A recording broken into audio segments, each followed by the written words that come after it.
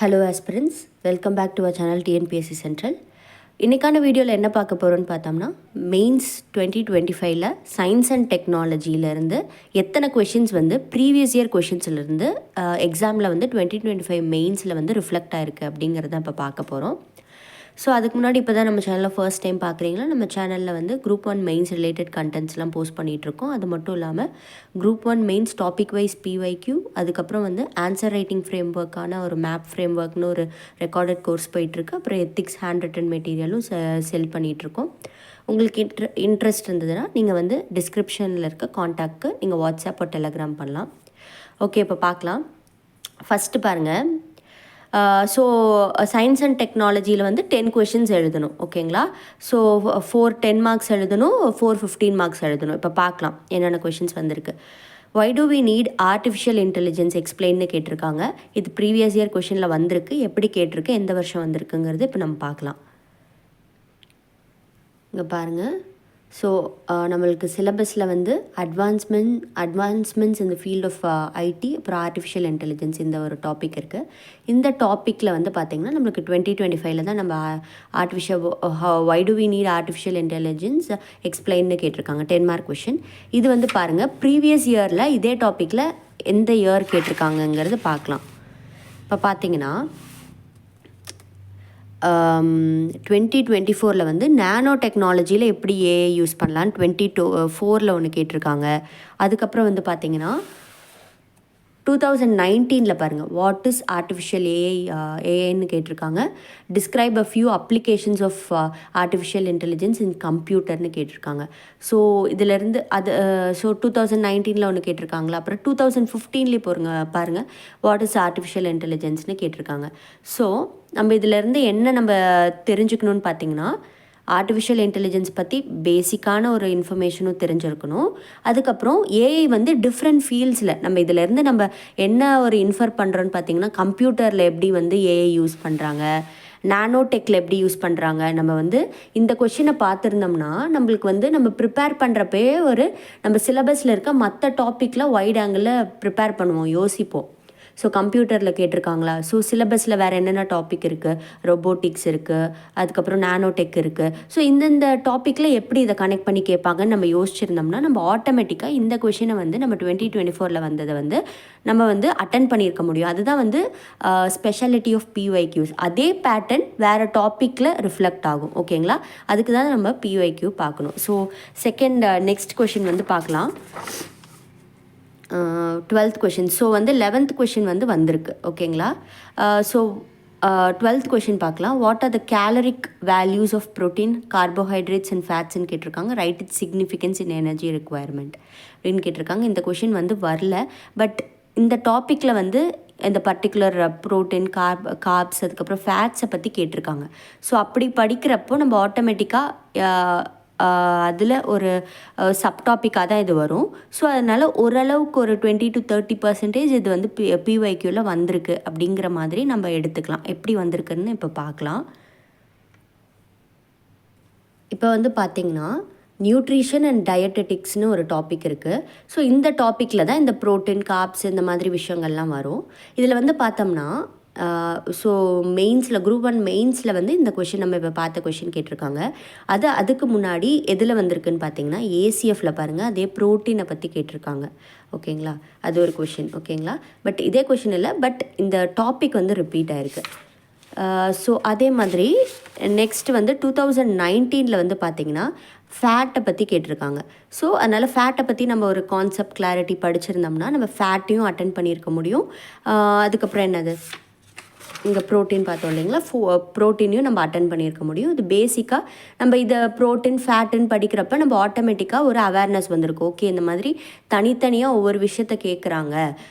So அதனால் வந்து நம்ம தனியாக படிக்கணும், கார்ப்ஸை பற்றி படிக்கணும், ப்ரோட்டீன்ஸ், விட்டமின்ஸ் பற்றி தனியாக படிக்கணும்னு ஒரு அவேர்னஸ் வந்திருந்ததுன்னா கண்டிப்பாக இந்த மாதிரி பேட்டர்ன்லேயும் நம்ம படிச்சிருப்போம், கார்ப்ஸை பற்றியும் படிச்சிருப்போம். ஸோ தட் இந்த கொஷினை நம்ம அட்டன் பண்ணியிருக்க முடியும். ஸோ நம்மளுக்கு வந்து இந்த கொஷின் வந்து அப்படியே ரிஃப்ளெக்ட் ஆகலைனாலும் பேட்டர்ன் அந்த டாபிக் வந்து ரிப்பீட் ஆகிருக்கு. ஓகேங்களா? அப்படி எடுத்துக்கலாம் நம்ம. பட் ஆனால் வந்து இந்த கொஷின் வந்து நம்ம ரிப்பீட் ஆகலை அப்படின்ற ஒரு ஃபார்மேட்லேயே எடுத்துக்கலாம். ஓகேங்களா? ஸோ நெக்ஸ்ட் கொஷின் பார்க்கலாம். how will you prepare a small scale organic compost for your kitchen gardeningனு கேட்டிருக்காங்க. இது பார்க்கலாம் எப்படி வந்து ரிஃப்ளெக்ட் ஆயிருக்குன்னு சொல்லிட்டு. இப்போ பாருங்கள், இன்டகிரேட்டட் ஃபார்மிங் வேர்மிகல்ச்சர் அப்படிங்கிற ஒரு டாப்பிக்கில் பார்த்திங்கன்னா இது வந்து இது ஓனான கொஷின். ஓகேங்களா, இது வந்து நம்ம வந்து எப்படி பண்ணுவோம் அப்படின்னு சொல்லிட்டு. ஸோ அதில் வந்து பார்த்திங்கன்னா 2018 வந்து வேர்மி கம்போஸ்டிங் பற்றி கேட்டிருக்காங்க. ஸோ இந்த டாபிக் நம்ம படிச்சிருந்தோம்னா இதே தான் வந்து அந்த இது என்ன சொல்கிறது, கிச்சன் கார்டனிங்க்கும் அதே ஆன்சரை வந்து நம்மளால் எழுத முடியும். ஓகேங்களா, அந்த பர்டிகுலர் கொஷினில் கரண்ட் அஃபேரை நம்ம ஆட் பண்ணியிருப்போம். இந்த கொஷினை வந்து கரண்ட் அஃபேரில் வந்து லைக் நம்ம ஆட் பண்ணியிருப்போம். பட் வந்து இதில் இருக்கிற இந்த டாப்பிக்கில் இருக்க ஆன்சரே வந்து இந்த பர்டிகுலர் கொஷினுக்கு வந்து நம்ம வந்து மேட்ச் பண்ணிக்கலாம்.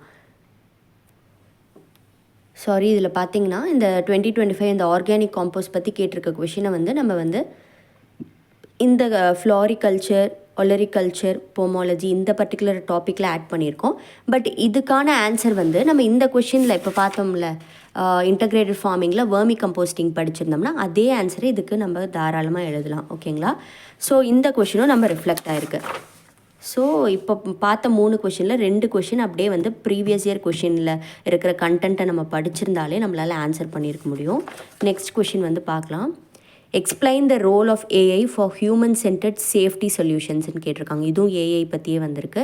ஸோ இது பார்க்கலாம். நம்ம ஆல்ரெடி பார்த்தோம் இல்லைங்களா, AI in different fields like nano technology, அதுக்கப்புறம் கம்ப்யூட்டர், அந்த ஃபார்மேட்டில் இது ஒரு கொஷின். ஓகேங்களா, ஹியூமன் சென்டர்டு சேஃப்டி சொல்யூஷன்னு சொல்லிட்டு. ஸோ ஆல்ரெடி நம்ம பார்த்தது தான் அது. ஸோ இதுவும் வந்து ரிப்பீட் ஆயிருக்குன்னு வச்சுக்கலாம். நெக்ஸ்ட் வந்து கான்ட்ரிபியூஷன் ஆஃப் க்ரீன் கெமிஸ்ட்ரி இந்த டே டு டே லைஃப்னு கேட்டிருக்காங்க. இந்த கொஷின் வந்து ரிப்பீட் ஆகலை. ஸோ தட் வந்து இப்போ நம்ம ப்ரீவியஸ் இயர் கொஷினில் அப்படியே ரிஃப்ளெக்ட் ஆனது 10 மார்க்கில் வந்து பார்த்திங்கன்னா 2 கொஷின் அப்படியே ரிஃப்ளெக்ட் ஆகிருக்கு. ஓகேங்களா, 2 கொஷின் ரிஃப்ளெக்ட் ஆகிருக்கு. மீதி வந்து இந்த 12th கொஷினும் இந்த 14th question A for human centered safety வந்து இது வந்து இந்த பிஒய்க்யூ பேட்டர்னில் நம்மளோட சிலபஸை படிச்சிருந்தோம்னா இந்த 12th கொஷினும் 14th கொஷினும் நம்ம ஈஸியாக அட்டென்ட் பண்ணியிருக்க முடியும். ஸோ அப்படியே ரிஃப்ளெக்ட் ஆனது வந்து 2 கொஷின். அப்படியே நம்ம பிஒய்க்யூ ஆங்கிளில் நம்ம சிலபஸ் கொண்டு போயிருந்தோம்னா ரிஃப்ளெக்ட் ஆனது 2 கொஷின். ஓகேங்களா, ஸோ இது ரெண்டையும் சேர்த்து ஒரே கொஷினாக வச்சுக்கலாம். நம்ம வந்து ஒரு ஆவரேஜாக நம்ம போட்டாலும் ஒரு 3 கொஷின்ஸ் வந்து 10 மார்க்கில் ரிப்பீட் ஆயிருக்குன்னு வச்சுக்கலாம். ஸோ இப்போ வந்து 15 மார்க் வந்து பார்க்கலாம். ஒன் திங், ஒரு விஷயம் என்னன்னு பார்த்தீங்கன்னா, பிஒய்க்யூ பார்த்துட்டு நீங்கள் ஒரு ஆன்சர் ஒரு எக்ஸாம் எழுதுகிறப்போ உங்களுக்கு வந்து பேனிக் இருக்காது. ஏன்னா அதே ஃபார்மேட்டை நீங்கள் கொஷின் பேப்பரில் நீங்கள் ரிப்பீட்டடாக பார்த்துருப்பீங்க. அதனால் நீங்கள் ஒரு கொஷினை புதுசாக பார்த்தாலும் உங்களுக்கு வந்து அந்த ஃபார்மேட் அதே ஃபார்மேட்டில் வந்திருக்குன்னு உங்களால் வந்து கண்டுபிடிக்க முடியும். ஸோ தட் உங்களுக்கு பேனிக் இருக்காது. அதனால் வந்து அதே ஃபார்மேட்டில் அந்த ஆன்சருமே அப்ரோச் பண்ணுவீங்க. நீங்கள் பிஒய்க்யூவில் இந்த ஃபார்மேட்டில் கேட்ட கொஷினுக்கு இந்த மாதிரி எழுதலான்னு ஒரு ஃபார்மேட் மைண்டில் சப்கான்ஷியஸாக டெவலப் பண்ணியிருப்பீங்கல்ல, அதே ஃபார்மேட் இந்த கொஷினும் அப்ரோச் பண்ணுவீங்க. அதுதான் ஸ்பெஷாலிட்டி ஆஃப் பிஒய்க்யூ. அப்படி நீங்கள் பண்ணுறப்போ உங்களுக்கு வந்து எக்ஸாமில் வந்து பதட்டம் இருக்காது. ஈஸியாக எல்லா கொஷினுமே நீங்கள் ஹேண்டில் பண்ணுவீங்க. ஓகேங்களா, ஸோ 15 மார்க்கில் பார்க்கலாம். What are called acids and bases and mention some naturally occurring acids and bases and give uses of ஆசிட்ஸ்னு கேட்டிருக்காங்க. ஓகேங்களா, நீங்கள் கொஷினை நல்லா படிக்கணுங்க. பாருங்கள், what are called acids and bases, mention some naturally occurring acids and give uses of acids. ஆசிட்ஸை மட்டும்தான் கேட்குறாங்க. நம்ம பேஸை பற்றி நம்ம ஜஸ்ட்டு டிஃபைன் மட்டும் பண்ணால் போதும். இந்த ஆசிட்ஸை தான் நம்ம ப்ரீஃபாக லைக் டீட்டெயில்டாக எழுதுகிற மாதிரி இருக்கும். அதுதான் வந்து கொஷினை புரிஞ்சுக்கிட்டு டிமாண்ட் ஆஃப் த கொஷினை அட்டன் பண்ணுறதுங்கிறது இதுதான். ஓகே, நம்ம ஆசிட்ஸ் அண்ட் பேசஸ் அப்படின்னு பார்த்துட்டு uses of acids, commonly occurring acids and பேசஸ்ன்னு பேஸை பற்றி எழுதக்கூடாது. ஓகேங்களா, என்ன கொஷினில் கேட்குறாங்களோ அதை தான் எழுதணும். அப்போ தான் மார்க் வரும். நீங்கள் பேசிக்கான கண்டென்ட் எழுதினாலும் இந்த கொஷினை டிமாண்ட் ஆஃப் த கொஷினை அட்ரஸ் பண்ணிங்கன்னா உங்களுக்கு ஈஸியாக மார்க் வரும். ஓகேங்களா, நெக்ஸ்ட் பார்க்கலாம். ஸோ இந்த கொஷின் வந்து வரல. இதை வந்து அப்படியே சிலபஸில் இருக்கிற சிலபஸ் டாப்பிக்கை அப்படியே வந்து ஒரு கொஷினாக கேட்டிருக்காங்க. ஓகேங்களா, ஸோ இந்த கொஷின் வரல. நெக்ஸ்ட்டு 17th கொஷின் பார்க்கலாம். Write in detail about ordered இண்டஸ்ட்ரீஸ்னு கேட்டிருக்காங்க. இந்த கொஷினுமே வரல. ஓகேங்களா, how is digital innovation technology transferring Indian அக்ரிகல்ச்சர்னு கேட்டிருக்காங்க. இது வந்து ரிஃப்ளெக்ட் ஆகிருக்கு. எப்படிங்கிறது இப்போ பார்க்கலாம். ஓகேங்களா, 18th கொஷின் பார்க்கலாம். இப்போ வந்து பாருங்கள், ஃபஸ்ட்டு எடுத்ததுமே science and technology role achievement and development their application and இம்பேக்ட்ஸ்ன்னு கேட்டிருக்காங்க. அந்த சிலபஸில் 2019 application of science and technology in water management with respect to agriculture செக்டர்னு கேட்டிருக்காங்க. ஸோ அதே பேட்டர்ன் தான் உங்களுக்கு கொஷின் வந்து இப்படி மாற்றி டிஜிட்டல் இனோவேஷன்னு கேட்டிருக்காங்க. ஓகேங்களா? நீங்கள் வந்து இந்த ட்ரிப் இரிகேஷனில் வந்து சென்சார் கொண்டு வரது அதே நம்ம வந்து அடிஷ்னலாக சென்சார்ஸ் யூஸ் பண்ணுறோம். இநாம் பற்றி எழுதலாம். அதுக்கப்புறம் வந்து டிஜிட்டலாக வந்து ஃபார்மர்ஸ்க்கு வந்து மெசேஜ் வருது, வெதர் ரிப்போர்ட்ஸ் வருது, இந்த மாதிரி எந்தெந்த டைமில் வெதர் எப்படி இருக்கும் அப்படின்ற மாதிரி மெசேஜ் வருது. இந்த மாதிரி அப்புறம் வந்து பார்த்திங்கன்னா இது என்ன சொல்கிறது, இந்த direct benefit transfer for the agriculture, doubling the income, இந்த மாதிரி விஷயங்கள். இந்த மாதிரி நம்ம ஜென்ரலாக அக்ரிகல்ச்சருக்கு படிக்கிற ஸ்கீமையே நீங்கள் டிஜிட்டல் கூட லிங்க் பண்ணி எழுதுறது. ஓகேங்களா? இதுதான் வந்து டிஜிட்டல் இனோவேஷன். ஓகேங்களா? நம்ம வந்து ரொம்ப என்னவா இருக்கும்ன்ட்டு ரொம்ப காம்ப்ளிகேட் பண்ணிக்கக்கூடாது. இந்தியன் அக்ரிகல்ச்சருக்கு பற்றி நீங்கள் இப்போ எக்கனாமிக்ஸில் படிப்பீங்க. என்னென்ன அக்ரிகல்ச்சருக்காக ஸ்கீம் கொண்டு வந்திருக்காங்க, க்ரீன் ரெவல்யூஷன், இந்த மாதிரி நிறையா விஷயங்கள் நம்ம படிப்போம்.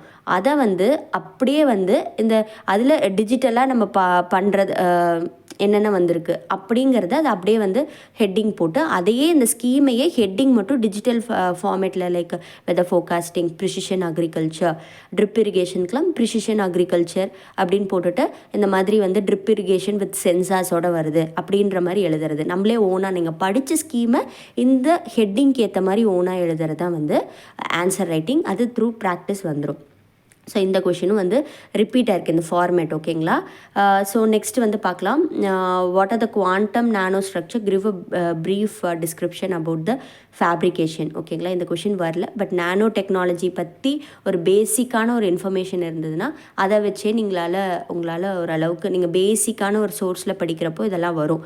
ஸோ அந்த பேசிக் எழுதினாலே இதுக்கு போதும் தான். What is plastic? What are the different types of plastic? Why is plastic a threat to environment அப்படின்னு கேட்டிருக்காங்க. ஸோ இந்த கொஷின் வந்து வந்திருக்கு. இது வந்து ஒரு சப்டாபிக்கு. அந்த வந்து ஒரு வைட் ஆங்கிளில் இந்த கொஷின் எப்படி கேட்டிருக்காங்கங்கிறது பார்க்கலாம். இதில் வந்து பார்த்திங்கன்னா பாலிமர் அண்ட் பிளாஸ்டிக்கில் வந்து பார்த்திங்கன்னா 2008 discuss the classification of polymers based on molecular ஃபோர்ஸ்ன்னு வந்திருக்கு. ஸோ அப்போ வந்து கண்டிப்பாக கிளாசிஃபிகேஷன் ஆஃப் பாலிமர்ஸ் படிச்சிருப்போம்.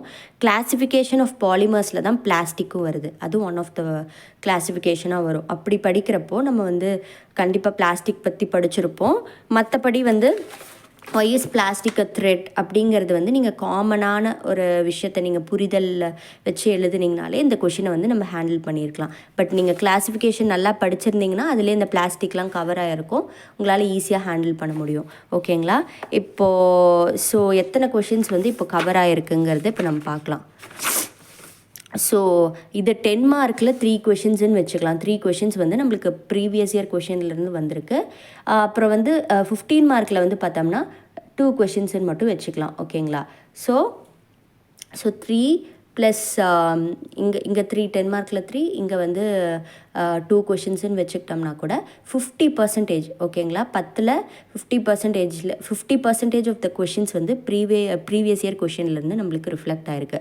நம்மளுக்கு வந்து என்ன சொல்கிறது, ப்ரீவியஸ் இயர் கொஷின்ஸை பார்த்துட்டு போகிறப்போ நம்மளுக்கு வந்து ஒன்றுமே தெரிலனாலும் இந்த ப்ரீவியஸ் இயர் கொஷின்ஸை நல்லா தரவாக படிச்சுட்டு போயிருந்தோம்னாலே அதிலே வந்து மினிமம் வந்து ஒரு 3 கொஷின் அது, இஃப் நாட் 5, 3 கொஷின் அது கண்டிப்பாக நல்லா எழுதியிருக்க முடியும். அதுவே நம்மளுக்கு வந்து ஒரு நல்ல ஸ்கோர்.